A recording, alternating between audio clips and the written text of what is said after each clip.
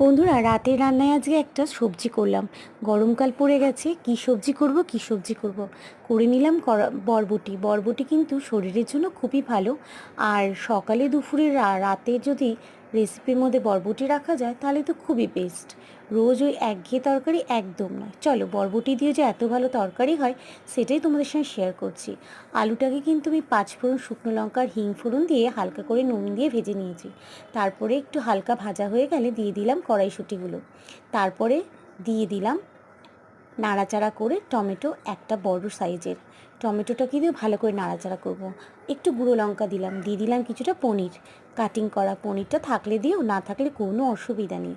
এবারে ভালো করে নাড়াচাড়া করে নাও, একটু লঙ্কার গুঁড়ো দিয়ে দাও আর ভালো করে নাড়াচাড়া করে নাও। পনিরটা দেওয়ার পরে আলুটা প্রায় নাড়াচাড়াতেই সেদ্ধ হয়ে গেছে, দিয়ে দিলাম একটুলি ভাজা মশলা। রেসিপিটা রাতের জন্য একদম পারফেক্ট। দেখো কি সুন্দর লাগছে না? খেতেও বেশ ভালো। লাইক করে